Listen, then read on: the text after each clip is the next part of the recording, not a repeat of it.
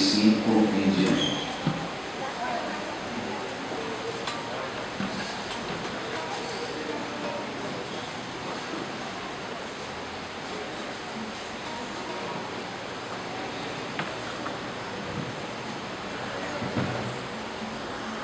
Diz a palavra de Deus: e logo obrigou seus discípulos a subir para o barco e passar adiante, para o outro lado, a Betsaida, enquanto ele despedia a multidão. E tendo-os despedido, foi ao monte para orar. E sobrevindo a tarde, estava o barco no meio do mar, e ele sozinho em terra.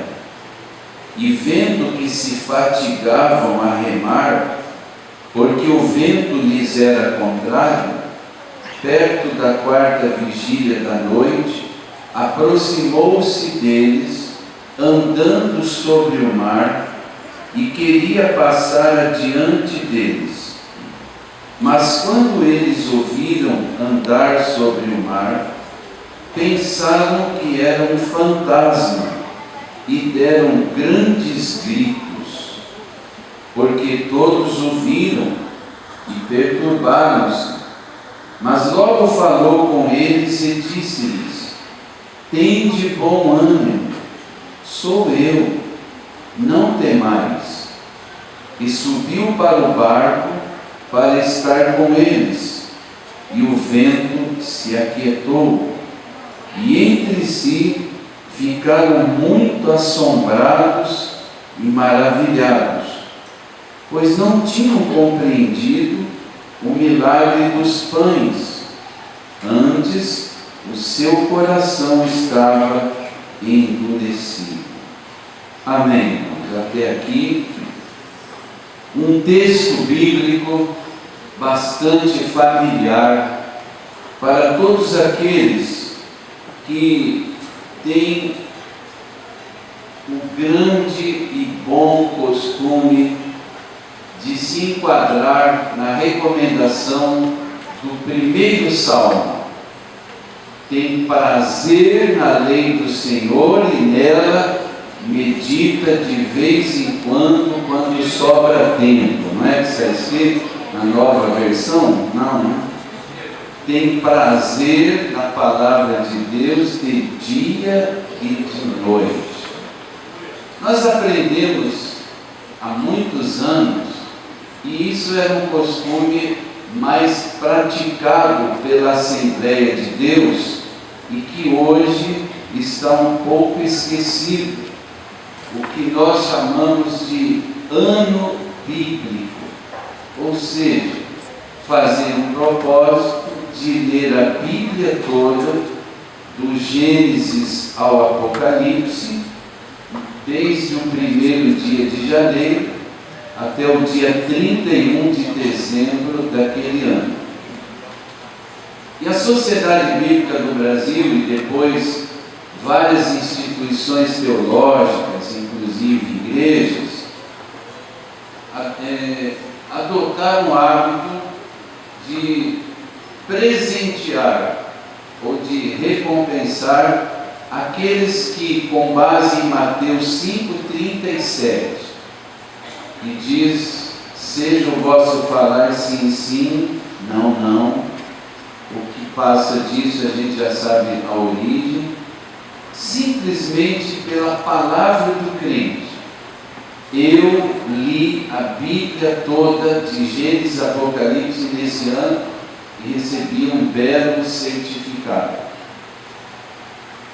Nós estamos no dia 20 de fevereiro de 2016. Ainda dá tempo, se você não começou a leitura bíblica anual. É só você se esforçar um pouquinho. Existem vários calendários de sugestão para você ler a Bíblia toda.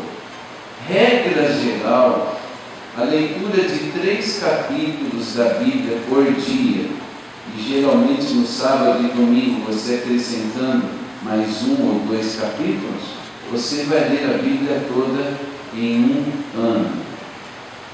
Desafio aqui os jovens, que por sinal foram muito felizes no seu louvor. Não é muito comum nos cultos da ceia do Senhor nós temos louvores como nós ouvimos aqui, começando exatamente pelo conjunto Raio de Luz. Eu quero destacar aqui a atuação da Ágata, não sei se ela está ainda presente, a Ágata, pode ficar de pé, Ágata, pela sua participação naquela mensagem. Sem você imaginar, você já abriu o caminho para a pregação da palavra de Deus. Deus te abençoe, continue sempre nesse desejo de ser um instrumento de Deus na sua geração. Obrigado. Então é muito importante, irmãos, nós estarmos num culto que eu reputo como o mais importante da igreja, e a celebração da ceia do Senhor. Quando eu era mais jovem do que sou hoje, não faz muito tempo, eu aprendi que isso não é nada doutrina bíblica, mas o crente que está preparado para participar da ceia do Senhor, espiritualmente falando, eu particularmente não tenho dúvidas de que ele está preparado para o arrebatamento da igreja. E a gente pode sentir aqui nesta noite essa liberdade do Espírito Santo. E a palavra de Deus diz que onde há liberdade, aí está o Espírito do Senhor. E sem demagogia, sem querer agradar ninguém, eu sinto a presença de Deus nesse lugar. Certamente Ele está se agradando de tudo que aconteceu até agora e ainda do que está para acontecer até o final deste tempo. Mas voltemos ao texto, um texto bastante familiar, como eu disse, para aqueles que têm o bom costume de estar sempre atento à palavra de Deus. No versículo que nós lemos no 52, já nos dá uma referência de quando aconteceu este, vamos dizer assim, aparentemente incidente com os discípulos no Mar da Galileia. Diz assim, eles não tinham compreendido o milagre dos pães, ou seja, Jesus tinha acabado de alimentar de uma forma milagrosa 5.000 pessoas com a multiplicação de 5 pães e 2 peixinhos.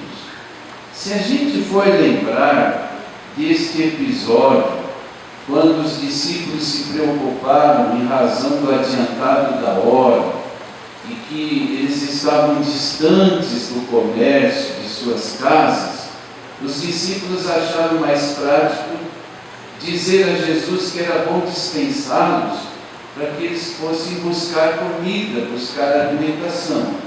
Todos se lembram dessa passagem e naquele momento em que eles estavam preocupados, eles encontraram um moço, um jovem, um rapaz, que mais precavido, e um irmão que é meu amigo, que mora em Minas Gerais, ele disse assim, devia ser mineiro, porque ele foi mais precavido e levou a sua merenda, porque não sabia o que podia acontecer e que hora ia terminar o culto. E ele tinha o que mesmo no seu lanche? 5 pães e 2 peixes. Foi a notícia que um dos discípulos deu a Jesus. Aqui tem um rapaz, aqui tem um moço que tem 5 pães e 2 peixinhos. E eu sempre me lembro que sempre na casa de Deus vai ter um moço ou uma moça crente que tem alguma coisa para colocar nas mãos de Jesus, a fim de que Ele realize um milagre. Isso nós podemos sentir aqui nesta noite, porque nós não tivemos aqui uma apresentação de um show, mas uma ministração de louvor a Deus, que certamente contribuiu para o nosso preparo espiritual, para receber a palavra de Deus e participarmos do pão e do cálice do Senhor. Terminado então aquele milagre, a distribuição, a Bíblia diz que os discípulos tinham terminado de juntar as sobras. Lembre-se que sobras nem sempre significa resto. Eu não acredito que Jesus ia perder o tempo para eles recolherem os restos. Se olharmos para a questão ambiental, também não teria nenhum erro, teríamos ali um bom exemplo. Mas as sobras, para serem utilizadas posteriormente.